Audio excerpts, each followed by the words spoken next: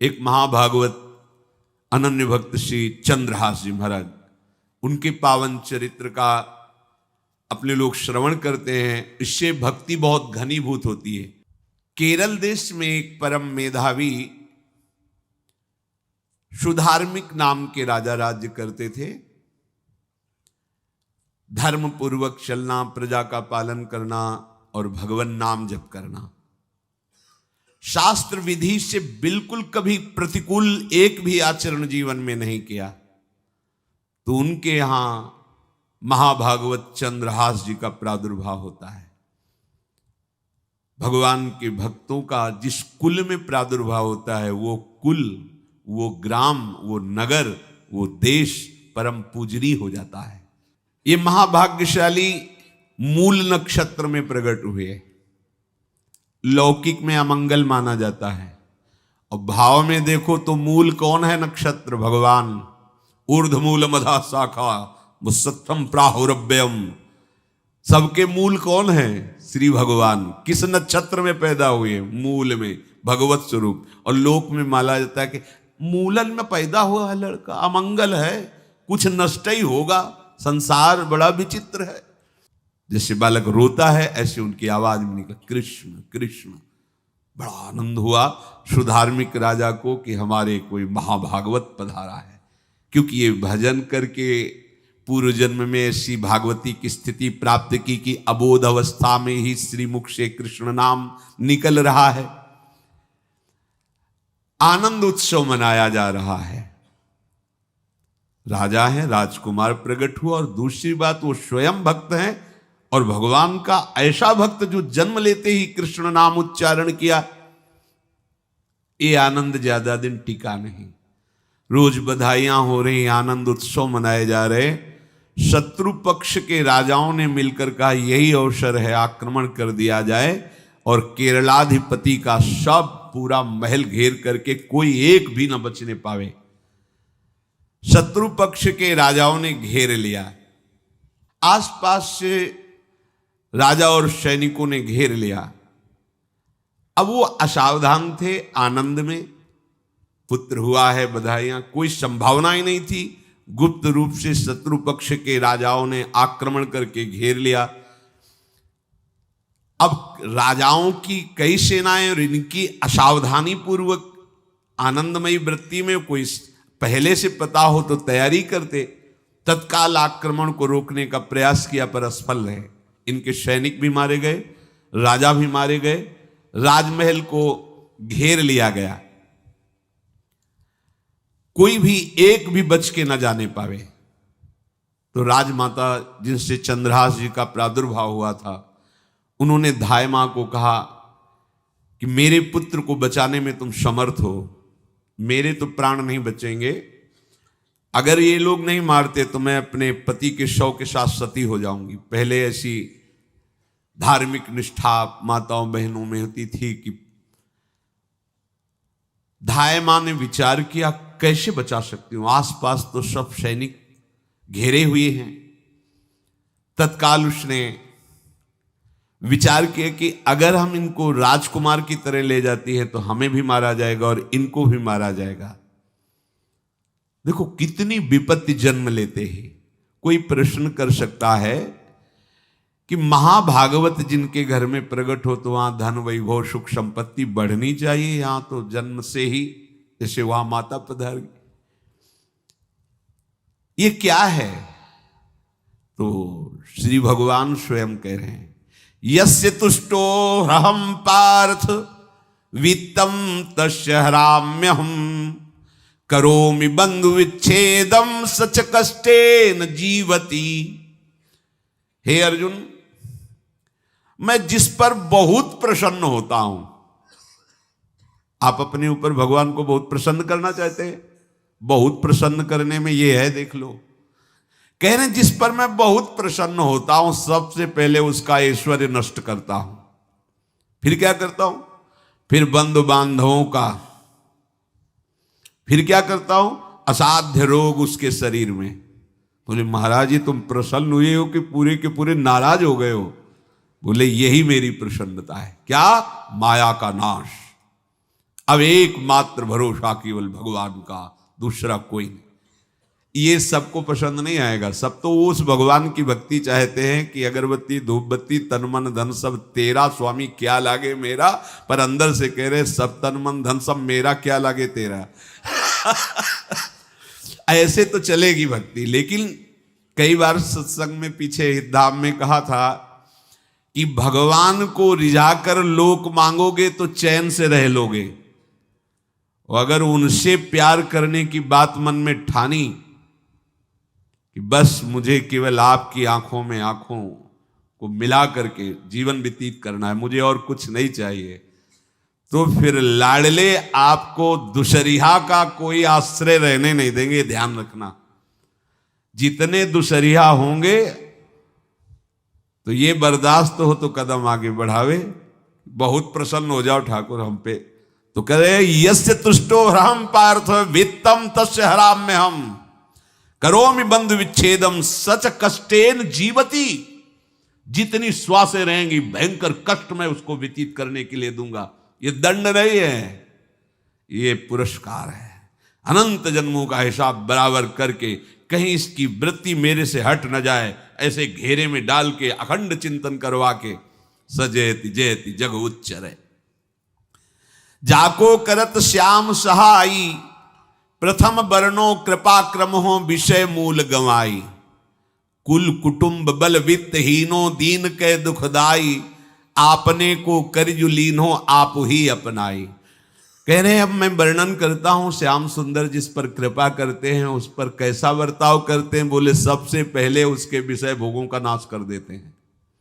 फिर दूसरी कृपा कोई परिवार का, कोई मित्र, कोई रिश्ते नातेदार उसकी तरफ देखेगा भी नहीं। फिर ऐसा दुख प्रदान करते हैं कि केवल एक भरोसा रह जाता है, एक भरोसा, एक बल, एक आस विश्वास, बस नाथ आपके सिवा अब हमारा कोई नहीं। बस वहीं से जो चमत्कार प्रकट होता है, त्रिभुवन में कोई उसकी समानता नहीं कर सकता जिस पर ठाकुर की कृपा है। पर इस कृपा को हजम करने के लिए इसीलिए संत संग किया जाता है कि पहले से वो तैयार कर देते हैं। जैसे आर्मी की ट्रेनिंग होती है ना, ट्रेनिंग के बाद भी बॉर्डर में लगाया जाता है, ऐसे ही संतजन ये ट्रेनिंग देते हैं। अब जो टिके तो टिके, नहीं तो घर बैठे जाके। और अगर टिक गया तो गुरु मेहरबान, तो चेला पहलवान, भगवान भी परास्त नहीं कर सकते। उसमें ऐसी सामर्थ्य आ जाती है कि हर प्रभु के द्वारा दिए गए विधान को हंस करके स्वीकार कर लेता है। और ऐसा नहीं कि उसको कष्ट होता है। ये लोक भाषा में भगवान कह रहे हैं सच कष्टेन जीविता।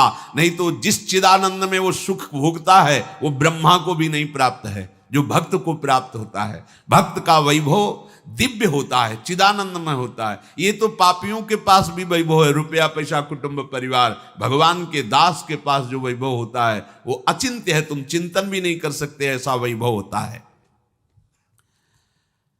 धाय माने सेविका का रूप तत्काल लिया, जिससे पोछा झाड़ू लगाने वाले, और कुछ दोने पत्तल डाले, उनके नीचे चंद्रहास जी को डाला, ऊपर से करके इसे माथे पे रख के निकले।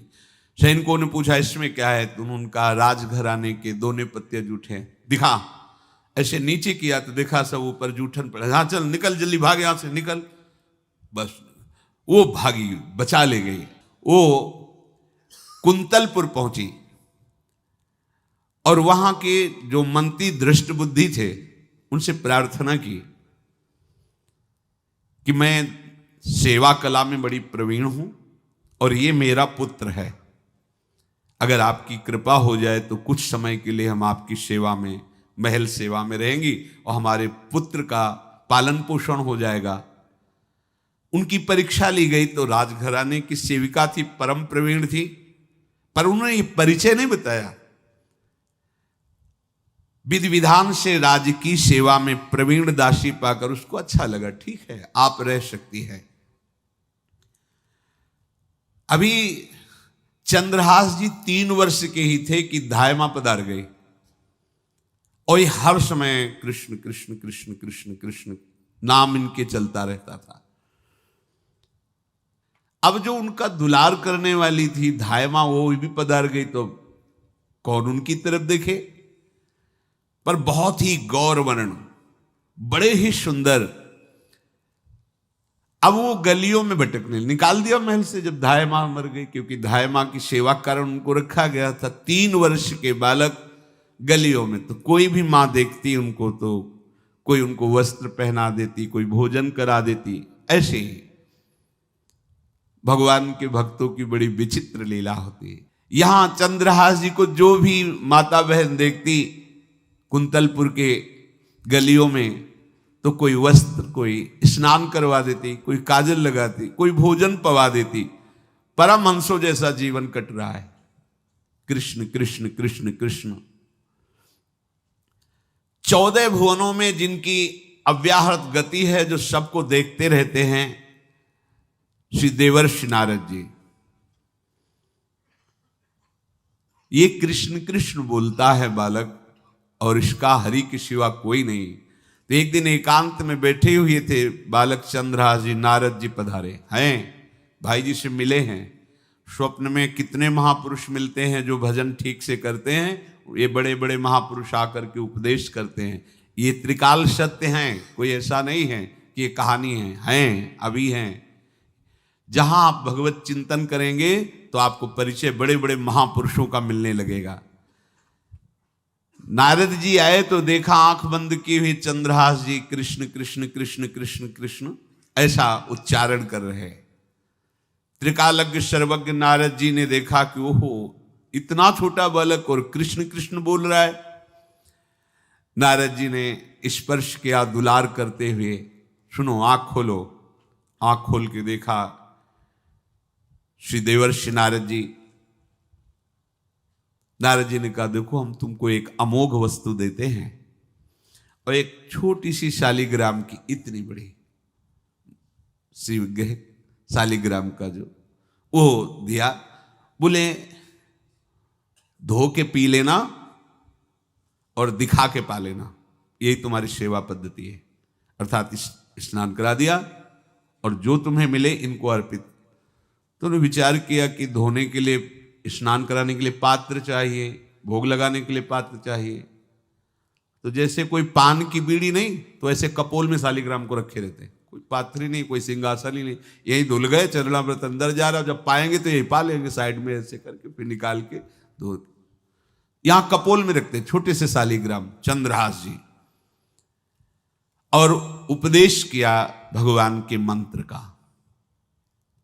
जब कोई भगवत प्राप्ति के लिए चलता है तो भगवान ही गुरु रूप से प्राप्त होते हैं, वहां तक तुम्हें पहुंचा देते हैं या उन महापुरुष को आपसे मिला देते हैं। जब कोई भगवत प्राप्ति के लिए जहां चलता है तो ये भगवान अपनी तरफ से कृपा करते हैं। ये दृष्ट बुद्धि के जो महल में धाय माँ ने इनका आश्रय स्वीकार करवाया था, उसके एक पुत्र थे मदन जी, वो बड़े भागवत थे। और एक पुत्री थी जिसका नाम था विषया, वो बड़ी सुंदर थी, अभी छोटी अवस्था की ही थी। मदन जी का स्वभाव था भक्तों को भोजन पवाना। जो भगवत भाव के जन होते हैं उनके हृदय में ऐसा उत्साह होता रहता है कि जो वैष्णव हैं, संत जन हैं, इनको भोजन पवाने का मतलब श्री भगवान को भोजन पवाना। भक्तमाल में भी वर्णन है कि जैसे गर्भवती माँ को आप कुछ भी पवाओ तो बालक की पुष्टता अपने आप होती है, ऐसे संतों के हृदय में भगवान विराजमान प्रगट रूप से हैं। जब हम संतों को भगवत भाव से भोग पवाते हैं तो साक्षात भगवान ही पाते हैं। और मदन थे भगवत भाव के, तो उन्होंने बुलाया बड़े बड़े भक्तों को और ब्राह्मणों को। जब ब्राह्मण और भक्त पा रहे थे तो खेलते खेलते चंद्रहास जी भी वहीं चले गए और उन्होंने भी वहां प्रसाद पाया। अब बड़े बड़े ब्राह्मणों में एक ज्योतिषाचार्य थे। दृष्ट बुद्धि जी ने हाथ जोड़कर प्रणाम किया और अपने परिवार को प्रणाम करवाया और कहा, यह हमारी पुत्री है। दृष्ट बुद्धि जी ने कहा, आप इसका हाथ देकर बताइए, इसको वर कैसा मिलेगा, कैसा ऐश्वर्य होगा। दृष्ट बुद्धि मतलब दुष्ट बुद्धि, ऐसा ही था वो। पर बड़ा विचित्र खेल है, इसकी बुद्धि एकदम विपरीत और पुत्र महाभागवत। भगवान का खेल है। वो भक्ति विरुद्ध और पुत्र भागवत। उन्होंने कहा वर, ऐसे दृष्टि डाली चंद्रहास जी वहीं पार, वो है इसका वर। वो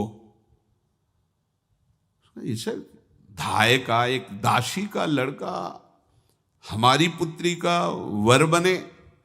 बोले शायद आपने ध्यानपूर्वक रेखा नहीं देखी, वो हम देख लिए हैं, यही है तुम्हारी पुत्री का वर।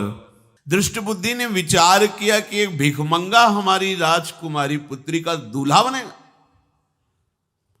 पंडित जी को तो दक्षिणा दी, विदा किया और सैनिकों से कहा घर से निकलने न पावे बालक, क्योंकि ज्योतिष पक्की, ज्योतिष शास्त्र सत्य है, पर उसका सम्यक ज्ञान होना चाहिए। भला मुझ सम्राट के मंत्री की पुत्री, वो महामंत्री हैं दृष्ट बुद्धि, और ये एक भिखमंगा कैसे हो सकता है? बड़ा हृदय में जलन हुआ, ये तो बड़ी अपकीर्ति और दुर्भाग्य का विषय होगा, इसी को मरवा डालते हैं, काम खत्म हो जाएगा। निश्चय किया और जल्लादों को बुलाया और कहा ये बालक जो पंगत में भोग पा रहा है, इसको ले जाओ और जंगल में मार के, और इसका कोई अंग हमें काट के दिखाओ कि हाँ मार, मतलब पक्का मार देना है। क्योंकि वो इतने सुंदर थे, इतने सुशील थे, इतने प्यारे लगते थे कि कोई भी मारने के लिए तैयार। इसीलिए उसने शर्त रखी, इनका अंग काट करके हमको प्रमाण में दिखाया जाए कि मार दिए गए हैं। चांडालों ने हाथ पकड़ा, चंद्रहास जी को ले गए। चंद्रहास जी का स्पर्श करते हुए उनको ऐसा दुलार होने लगा हृदय में, जैसे मां को अपने बच्चे से दुलार होता है। स्पर्श करते, दरस परस अघनाश, भक्त का स्पर्श ही पापों का नाश कर देता है। वो दो जल्लाद आपस में कहने लगे भाई जीवन हो गया लोगों को मारते हुए, कभी कोई पुण्य का काम नहीं किया। ये देखो भक्त संग का प्रभाव। इस सुकुमार विशाल नेत्र, कैसा सुंदर बालक जो हमारे चित्त को चुरा रहा है, इस दुष्ट बुद्धि मंत्री ने आदेश किया मारने का। भला इससे क्या बिगाड़ा इनका, क्यों मारना चाहता है? देखो वैसे तो मां पापी है ही है, क्योंकि जल्लाद घर में जन्मे हैं, पूर्व जन्म के पापों के अनुसार इस जन्म में न जाने कितनों को हमने काटा है। पर पता नहीं क्या हो रहा है, मेरे हृदय में ऐसी हिम्मत नहीं आ रही कि इस बालक को मैं मार सकूं। दूसरे ने कहा फिर अगर उसको तुम नहीं मारोगे तो तुम मारे जाओगे, कुछ तो करना पड़ेगा। नहीं नहीं, इस छोटे से बालक से क्या किसी को नुकसान। एकांत जंगल में ले गए और कहा तुम जानते हो हम तुम्हें किस लिए लाए हैं? चंद्रहास जी बालक थे, 5 वर्ष की आयु अब हो गई थी। तो उनका मुझे पता नहीं कि आप क्यों लाए हैं। बोले हम जल्लाद हैं, तुम्हें मारने का हुक्म दृष्ट बुद्धि ने दिया है, मारना तो पड़ेगा ही तुम्हें। हमारी इच्छा नहीं कि मारें, पर हम तुम्हें अंतिम बात पूछते, तुम्हें कुछ भी पसंद हो, कुछ भी, तो तुम कहो, हम तुम्हारे लिए ला के देंगे। जो तुम्हें चाहिए बोलो, पर हमें वध करना पड़ेगा तुम्हारा। तो उनका मुझे कुछ और नहीं चाहिए, बस थोड़ा सा समय चाहिए। यदि आप मारना ही चाहते हो तो थोड़ा हमारी पूजा है हम कर लें, इसके बाद मार लीजिए। आपको तो बल है, अस्त्र हैं, मैं तो बालक हूं। उनका हाँ हम तुम्हें समय देते, तुम किसी को पुकार भी सकते हो, जो तुम करना चाहो कर सकते हो। चंद्रहास जी का मुझे मृत्यु का भय नहीं, बस कुछ समय दे दी। पूरा महाभारत हो गया था, टिटिहरी के अंडे नहीं फूटे थे। वहीं एक टिटिहरी का, तो टिटिहरी एक पक्षी होती है ना, टे टे करके उड़ती है, तो उसके अंडों के ऊपर एक हाथी का घंटा हो गया, गिर गया ऐसे। सब पूरा महाभारत में सब नष्ट भ्रष्ट, वो अंडे वैसे सुरक्षित। तो जो प्रभु भारत युद्ध में राखे भरही अंड, सोई मुंह को राखे जो राखत ब्रह्मांड।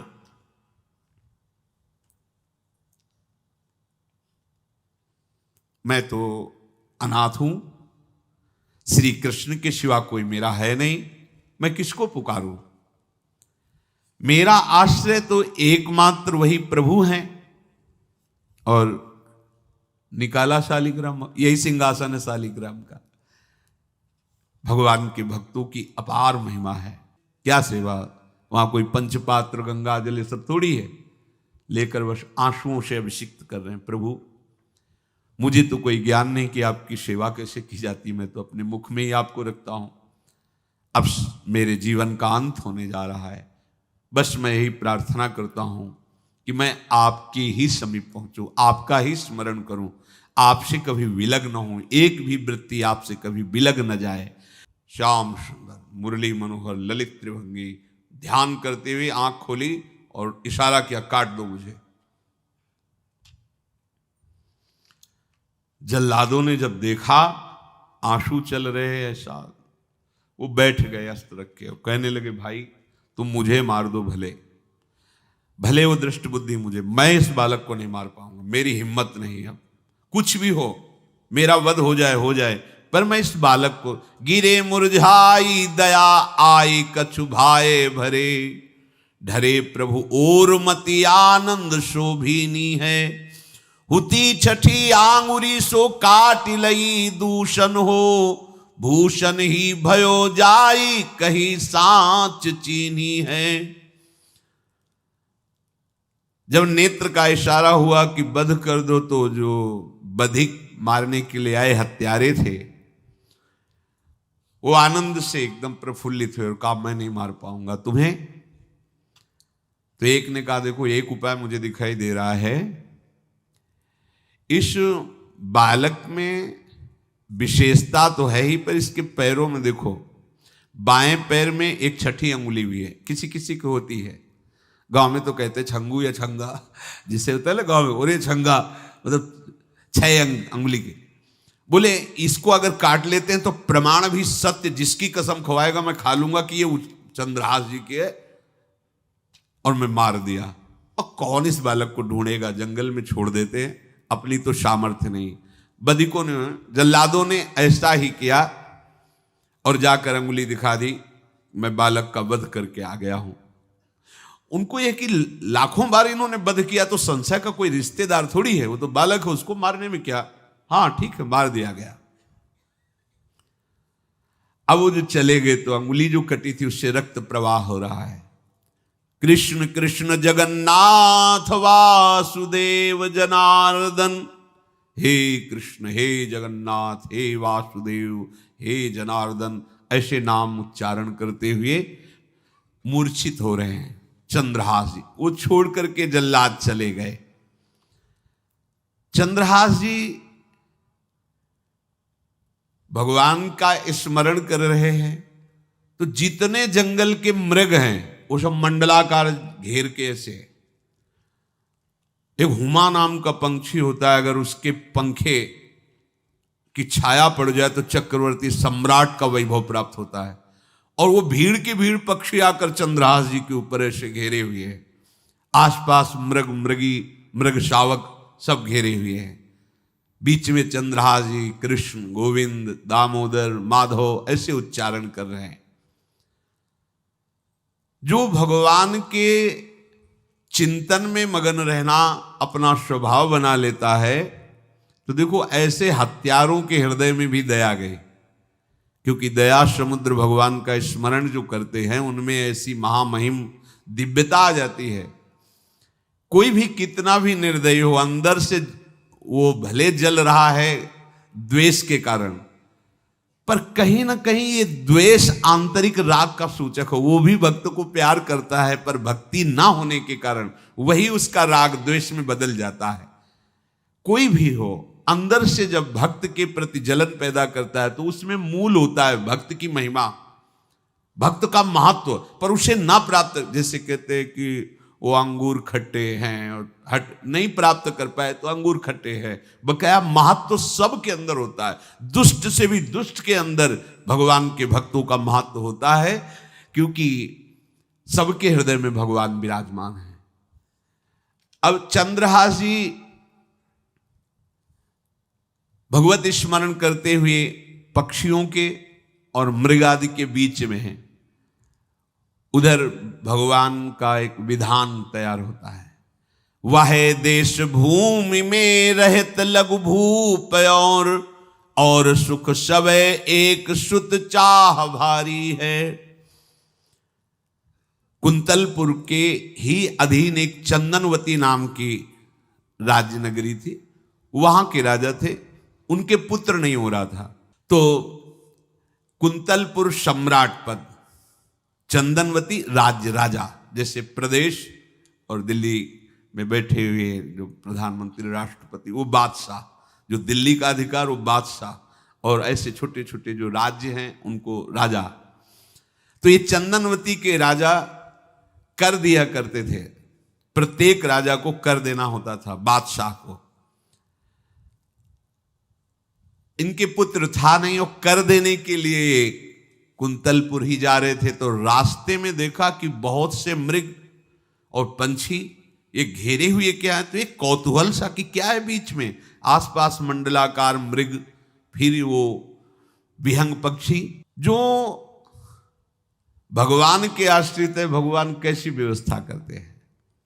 वो चंदनावती के राजा दौड़ करके एक कौतूहलवश, क्या है यहां, मृगी पंक्तियों के बीच में पक्षी, हुमा नाम का बड़ा पवित्र पक्षी हिमालय आदि में पाया जाता है, जिसके ऊपर इसकी छाया पड़ जाए वो ऐश्वर्यवान हो जाए।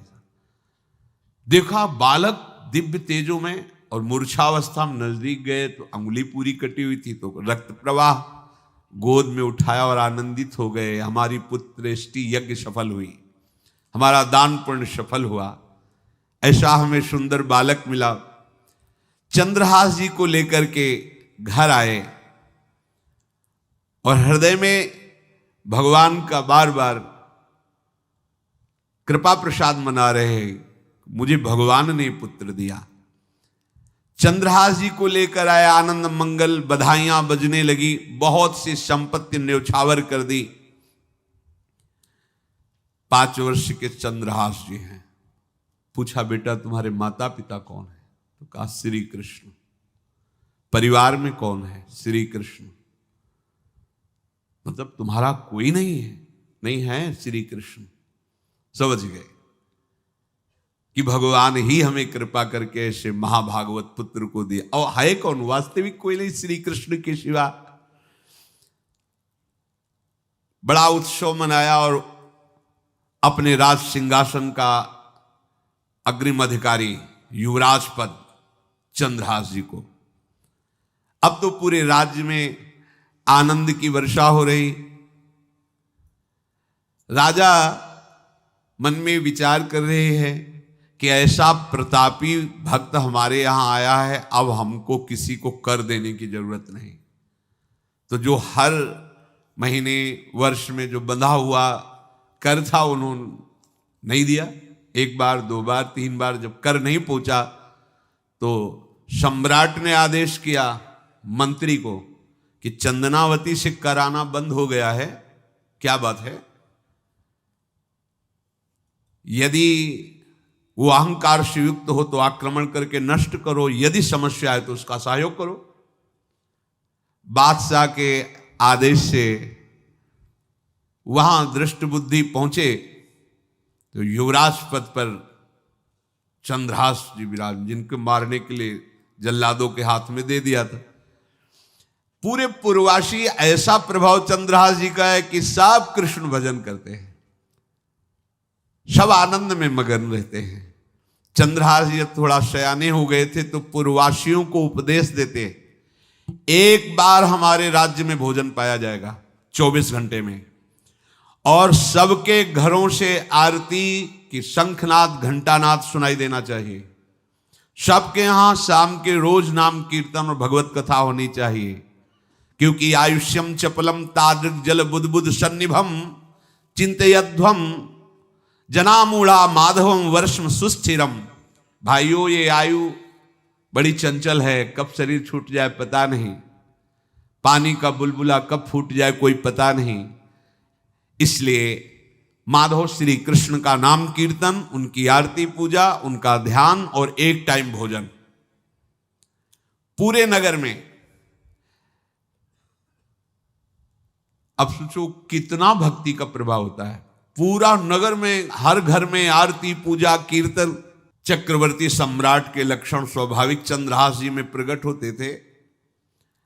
अब दृष्ट बुद्धि जब वहां गया, देखा युवराज पद पर, पहचाना कि वही बालक है, ये तो चंद्रहास है, क्योंकि काफी समय तो महल में ही रहे थे दाई मां के साथ और अच्छे से पहचान थी।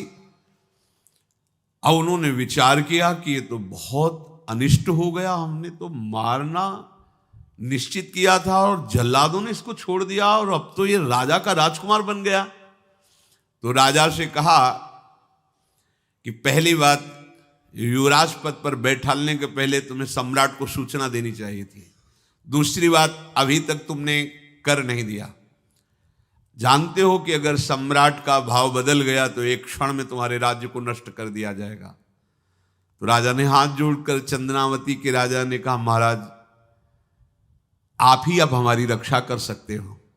तो उसकी दृष्टि चंद्रहास पर थी, इसको मरवाना है, क्योंकि पंडित ने बताया था यही पति बनेगा। अरे तो अब तो आनंदित होना चाहिए कि अब तो राजा बनेगा, अब तो बढ़िया है। लेकिन चंद्रहास जी को यदि आप सम्राट के पास भेज देते हैं और सम्राट निश्चित प्रसन्न हो जाएंगे चंद्रहास को देख के, तो वो तुम्हारे इस अपराध को क्षमा कर देंगे। युवराज पद दे दिया और भेंट नहीं दी, कर नहीं दिया महीनों से, तो ऐसा करो चंद्रहास जी को भेज दो। राजा ने स्वीकार कर लिया। और पहले लोग बिल्कुल धर्म से चलते थे, कहीं भी अधर्म का लेश नहीं।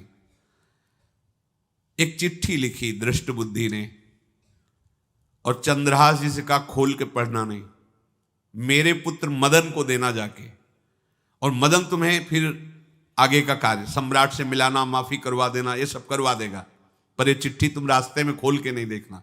और वैसे भी किसी का पत्र खोल के देखने का धर्म नहीं कहता। अगर कोई पत्र दे तो ये नहीं कि इसमें क्या लिखा है, नहीं, या तो हिम्मत नहीं है, इतनी धैर्य नहीं है तो मत लो। अगर धैर्य है तो हाथ में लेकर जहां तक पहुंचाना है वहां तक पहुंचा दो, नहीं तो वो कार्य ही मत लो। ये अधर्म है कि आप बीच में उसको खोलकर पढ़े। पहले लोग बहुत धर्मात्मा होते थे, एक एक बात धर्मयुक्त होती थी। चंद्रहास जी को चिट्ठी दी, चंद्रहास जी ने पत्र को अपनी पाग में खोस लिया और कुंतलपुर के लिए चले। अब इनका किशोर अवस्था में प्रवेश हो चुका था। एक सुंदर कुंतलपुर के बाहरी रमणीय बगीचा था, वृक्ष बहुत सुंदर सुंदर, पुष्पवाटिका भी, बड़ा मनोरम लगा। घोड़ा बांध दिया वृक्ष में और पहले सरोवर का बड़ा निर्मल जल होता, जल पिया, हाथ मुंह धोया, थोड़ी देर भगवान का ध्यान करते रहे वृक्ष के नीचे और फिर लेट गए तो नींद आ गई। भगवान बड़े कृपालु हैं। जो भगवद आश्रित होता है त्रिभुवन में कोई उसका अमंगल नहीं कर सकता। अपनी सहेलियों के साथ दृष्ट बुद्धि की वही राजकुमारी जिसके साथ इनका ज्योतिषाचार्य ने कहा था यही पति होगा, वो अपनी बहुत सी समान वयस्क अवस्था की जो किशोरियां थी उनके साथ वो, और ये राजवाटिका थी, इसमें घूमने के लिए आई। तो घोड़ा देखा तो उसने कहा यहां किसी का घोड़ा कैसे आ सकता है, हमें लगता है कोई यात्री इसमें प्रवेश कर गया, उसको पता नहीं होगा कि राजवाटिका है। वो अपने सहेलियों के साथ घूमते हुए उसी वृक्ष के नीचे पहुंची। जा चंद्रहास नौ किशोर अवस्था, और जो भगवान का भजन करते हैं उनमें एक विशेष आकर्षण होता है जो साधारण आदमियों में नहीं होता। वो कैसा भी रूप हो उससे मतलब आकर्षण होता है, ऐसा लगता है इनके समीप बैठे रहे, इनको देखते रहे, इनकी बातें सुनते रहे, उनमें भगवत आकर्षण होता है। आंख मुंदी हुई शोर है, देखते ही पूर्व विधान के अनुसार उसका चित्त लुट गया। इतना सुंदर नौ किशोर अवस्था, आसपास देखा तो सखियां खेलने में लगी थी। पाग में एक चिट्ठी सी दिखाई दी तो झुक करके चुपचाप ऐसे नौ किशोर अवस्था में चंचलता भी होती है, चिट्ठी खोल करके देखा तो वैसे ही रूप माधुरी में आसक्त हो गई थी। पूर्व संस्कार से आकर्षण भी हुआ।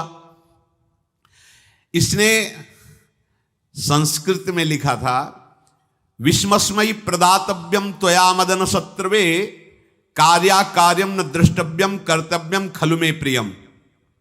मदन पुत्र, उनके नाम था मदन। अय मदन, बिना कुछ विचार किए इसको विष दे देना जाते ही। क्या उचित है क्या अनुचित ये तुम्हें नहीं सोचना, मेरा प्रिय करना, मेरे आदेश का पालन, जाते ही से विष दे देना। पत्र, उसने देखा वो पिताजी की बुद्धि खराब हो गई, ऐसे सुंदर नव किशोर को विष देने की बात लिख दी। अब उसे बड़ा दुख हुआ कि पहली ही दृष्टि में, अभी तो इन्होंने आंख खोल के हमें देखा ही नहीं, और इनको इस सोई हुई मुद्रा में देख करके मेरे प्राण समर्पित हो गए, मेरा चित्त समर्पित हो गया। चलो, जब मेरी सखियों के नाम पुकारे जाते, हेमलता शशिकला आदि, तो मुझे चुभता था कि मेरा नाम पिताजी ने विषया क्यों रखा है। आज सार्थक हो गया, मेरा नाम सार्थक हो गया। काजल लगाई हुई थी, एक सीख से ऐसे काजल लिया, और एक संस्कृत में आ बनता है ऐसा, ऐसे, बस ऐसे कर दो तो विषया हो गया। अब उसका अर्थ बदल गया। हे मदन, उचित अनुचित का विचार छोड़कर जाते ही इसे विषया प्रदान कर दो, ये मेरा प्रिय कार्य होगा। विषया पुत्री भगवान है, जैसी हो भवतव्यता तैसी बने सहाय, आप ना आवे आप परताई तहां ले जाए। तो ओ पत्र वही खोस दिया, और ये सुख हुआ कि तो जाएंगे भाई के पास ही ना, तो घर में ही तो जाएंगे, वहां इनकी इस प्रसन्न मुद्रा में बातचीत करते हुए मैं इनको देखूंगी। ये भगवान का विधान होता है। चंद्रहास जी उठे और पूछते हुए मंत्री के घर पहुंचे, और मदन ने जो ही कि चंदनावती से पिताजी ने इनको भेजा है, ये वहां के राजकुमार हैं, हृदय से लगाया। चंद्रहास जी ने कहा आपके पिता ने पत्र दिया है। उन्होंने पत्र पढ़ा, विषमस्मयी तो विषयास्मयी, विषय तुरंत बिना विचार किए ब्याह कर दो, दे दो, क्योंकि लिखा है प्रदातव्यम त्वया मदन, अभी इसी क्षण जहां ये पत्र मिले, उनका जो आ गया, सुबह शीघ्र शुभम शीघ्र, बुलाओ पंडित को। पंडित ने कहा भगवान की कृपा से अगला मुहूर्त है, बिल्कुल ये ब्याह का पक्का मुहूर्त है। अब तो राजघराने तत्काल व्यवस्था हुई। अब वो तो पहले ही मोहित हो चुकी थी देख के विषया जी। तत्काल दुल्हन रूप उनको सजाया गया, इनको दूल्हा रूप सजाया गया, पंडित शुरू कर दिए, गणानंद तो गणपति को ब्याह हो गया। अब जब ब्याह यहां खूब धूमधाम से हो गया, तो दृष्ट बुद्धि ने सोचा कि काम हो गया होगा, विष दे दिया हो गया, मर अब हम जाके संभाल लेंगे, क्योंकि राजकुमार है, कैसे विष दिया कौन दिया, तो इस बात को हम संभाल लेंगे। जब वहां घर है तो पूरे नगर में सजावट हुई थी। बोले भैया सजावट का है कि? बोले महाराज आपके ही आदेश से तो है, आपने दूल्हा भेजा था। वो लड़का दूल्हा भेजा, ब्याह किसने कब कहा ऐसा? बोले वो तो मदन के पास चिट्ठी रखी है। अब वो घर गए, मदन को बोला, बोले तुम्हारी बुद्धि मारी गई, क्या हमने पत्र में लिखा था? दिखा दिया, लिखा था हमने विष, इसमें विषया कैसे लिख गया? काजल से ऐसे, और पहले स्याही काजल की ही होती थी, तो ऐसे भगवान सब कुछ बना देते हैं। उनका पिताश्री एक भी अक्षर आपकी आज्ञा का उल्लंघन, आपने लिखा था बिना विचार किए उचित अनुचित का हमारी आज्ञा का पालन किया जाए। विषया प्रदातव्यम मदन, मेरा नाम लेके आपने संबोधन करके ये देखो ये लिखा हुआ है, इसमें हमारी त्रुटि क्या है? देखा तो चंद्रहास जी दूल्हा और सुंदर, अब उसका हृदय आग ले। अब तो मान जाना चाहिए, बिटिया का वरण हो गया भाई, ब्याह हो गया, अब तो गुस्सा छोड़ देनी चाहिए। पर दुष्ट बुद्धि, नाम ही रखा था दृष्ट बुद्धि, उसने कहा चाहे बिटिया विधवा रहे पर तुम्हें जिंदा नहीं रहने देंगे। ये दुष्ट बुद्धि होती है। देखो कैसे कैसे ऐसे ही होते हैं, कुछ लोग ऐसे ही होते हैं, हमारी इज्जत, फिर जेल काटता है पूरा परिवार, मार डालेंगे तुम्हें जिंदा नहीं रखेंगे, ऐसे दुष्ट बुद्धि का स्वभाव होता है। अब भाव जब बिगड़ जाता है तो फिर पकड़ में नहीं आती बात, यही समझ जाना चाहिए था। चरणों में प्रणाम करके कि अब तो तुम हमारे बेटे के समान हो, ये भी राज्य तुम्हारा, वो भी आनंद लो। अब बड़ा सुख का कार्य है। लेकिन जब नकारात्मक सोच आ जाती है तो बुद्धि कंट्रोल में नहीं रहती, वो फिर उद्दंडता करने, उसका निश्चय गलत होता है। नजदीक गया और कहा कि बहुत कृपा हुई, आप हमारे दामाद बने, पर हमारे यहाँ की एक रीति है, हमारे नगर के बाहर जो देवी हैं उसमें लड़की का वर अकेले पूजा करने जाता है। आपको हमारी कुल की रीति का निर्वाह करना होगा, आपको जाना ही होगा। कोई समस्या नहीं, हमारे लिए तो हर देवी देवता भगवत स्वरूप है, आपके लिए हम पूजने चले जाएंगे, पूजन की थाल तैयार करो। और उधर कई बलवान सैनिकों को भेजा, देवी पूजने जो आ रहा है तत्काल उसे काट देना, किसी भी तरह बचना नहीं चाहिए, नहीं तुम सब मारे जाओगे। जो आदेश देवी मंदिर में सैनिकों को लगा दिया, जो आवे तत्काल मार देना, क्योंकि अब भेज ही रहे ना, तो नाम नहीं लिया, कहा जो आवे तत्काल मार देना, मेरा आदेश अगर बचा तो मैं तुम्हें मार दूंगा।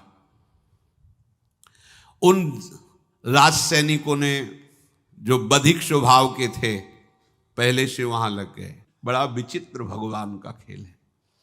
वहां के चक्रवर्ती सम्राट जो थे बड़े बड़े विद्वान और ऋषियों से बातचीत कर रहे थे। उनका महाराज अब आपका राज सिंहासन पर बैठना राज्य के लिए अमंगल होगा, ऐसा समय आ रहा है। इस समय यदि चंद्रहास जी को सम्राट पद पर बैठा दिया जाएगा तो आगे अकाल नहीं पड़ेगा और बड़ा मंगल होता चला जाएगा। ये मुहूर्त आपका राज सिंहासन पर से हटने का है, तो उनका प्रजा का मंगल हो और देश का मंगल हो, इसलिए हम बिल्कुल। मदन वहीं बैठे हुए थे। सचिव ने कहा तुरंत जाओ और जो तुम्हारे बहनोई बने हुए हैं चंद्रहास जी को लाओ। तो भागे। तो जो और सैनिक राज सैनिक थे पूछा किधर जा रहे हो? बोले वो अपने बहनोई चंद्रहास जी। बोले वो तो देवी पूजा के लिए गए। तो घर में जाके वो सीधे आगे बढ़े, तो जा ही रहे थे थाल सजाकर देवी। बोले सुनो इसी समय मुहूर्त है, आपको देवी पूजा हम कर लेंगे जाके, या हम थाल लेके वहां बैठे रहेंगे, पहले सम्राट पद का वो अभिषेक करो फिर देवी पूजा हो जाएगी। ये तो घर की बात है, और देवी पूजा मैं करके आ रहा हूं, वो देवी पूजा के लिए और वो सम्राट पद के लिए बीच से ही। दौरे सुख पाई जाय मगही में लियो जाए, दियो सो पठाई नृप रंग माही भीजिए। अब जो सम्राट थे तो बहुत आनंदित हो गए, क्योंकि भगवान का भक्त तेजस्वी और बलवान शूरवीर योद्धा जो सम्राट पद पर बैठेगा तो अकाल नहीं पड़ेगा, सुख की सब प्रजा को वृत्ति प्राप्त होगी। बड़े आनंदित होकर इनका सम्राट पद पर अभिषेक हो रहा है। और दृष्ट बुद्धि के पुत्र जो मदन संतों और भक्तों का आदर करते थे, वो देवी पूजा, और वहां पहले उसने बोल रखा था जो आवे तो देवी अपमान ते न डरो सम्मान करो, जात मारी डार्यो या सो भाष्यो भूप लीजिए। चंद्रहास जी का सम्राट पद पर अभिषेक और मदन जी का देवी मंदिर में प्रवेश, और सैनिकों ने काट के फेंक दिया मदन को। ये जो पे कृपा रघुपति कृपाल की, बैर और की कहा सरे होई न बाको। बार भगत को जो कोई कोटि उपाय करे, गोस्वामी तुलसीदास लिख रहे, भगवान का कृपा पात्र जो भक्त है, किसकी ताकत है कि उससे बैर कर सके। चाहे कोई त्रिभुवन में हो, भक्त का बाल बांका नहीं कर सकता, चाहे करोड़ों करोड़ों उपाय कर ले। और तके नीच जो मीच साधु की, सो पामर ते मीच मरे। वेद विदित प्रहलाद कथा सुनि, को न भगति पथ पाम धरे। अगर तुम जिस भाव से साधु को नीचा दिखाना चाहोगे वही भाव तुम्हारा सर्वनाश कर देगा। वैसे ही देखो सर्वनाश हुआ ना, एक ही पुत्र और इसके आदेश से वह उल्टा खेल हो गया, पुत्र की ही हत्या हो गई और चंद्रहास जी को सम्राट पद पर अभिषेक किया जा रहा है। अब दृष्ट बुद्धि ने बड़ी प्रसन्नता अंदर है कि वो तो मार दिया गया होगा। सैनिक आए और बोले महाराज आपके पुत्र का वध हो गया है। पुत्र का वध कैसे? बोले आपने कहा था जो आए उसे मार देना, तो आपका पुत्र ही थाल लेकर पूजन, वो तो चंद्रहास, बोले उनका तो अभिषेक हो गया सम्राट पद पे, ये कैसे हो गया? अब अंदर भारी दुख उनके हृदय में, उन्होंने बताया कि तुम्हारे पुत्र को तो हम लोगों ने ही काट डाला आपके आदेश के अनुसार, आपने कहा था जो जाए उसे काट। अब तो छाती पीट पीट के, माथा फोड़ फोड़ के खूब रो रहा है। किसी का कोई भी बस नहीं चल सकता भगवान के भक्त के ऊपर। तंत्र मंत्र दुनिया का जितना भी सामर्थ्य है, ये भक्ति को ऐसे खिलवाड़ नहीं है। अब वो बार बार मैं कितना भागी, हाय मैं कितना भागी, अपने पुत्र को ही मरवा दिया, ये हाहाकार करके रो रहा है। चंद्रहास जी ने जब सुना तो उन्होंने कहा अरे मृत्यु तो मेरी निश्चित थी, फिर मदन भैया को वो मेरी मृत्यु प्राप्त हुई? नहीं नहीं, ऐसा नहीं हो सकता, मैं अभी जाता हूं। वहां गए, देखिए सब कटे, अंगों को रखा, भगवान का ध्यान करते हुए स्मरण करते हुए से हाथ फेरा, उठ के बैठ गए। अब ये घटना तो उनको पता नहीं थी, दृष्ट बुद्धि को उन्होंने खोपड़ी फोड़ करके अपनी हत्या कर ली। उनको जिला के आए तो फिर उनको जिलाया और कहा पिताजी अब कृष्ण कृष्ण जपो। अब उनकी बुद्धि शुद्ध हुई और भगवान का आश्रय लेकर के वो अपने जीवन को भगवत भक्ति में बनाए। तो जो भगवान का भक्त है उससे द्रोह करने वाले को भी परम मंगल ही देते हैं भक्त, पर भक्ति में अनन्यता की आवश्यकता है। प्रारंभ इहलोक परलोक के सारे सुखों को भगवान के चरणों में समर्पित करके किसी व्यक्ति वस्तु स्थान का आश्रय नहीं होना चाहिए।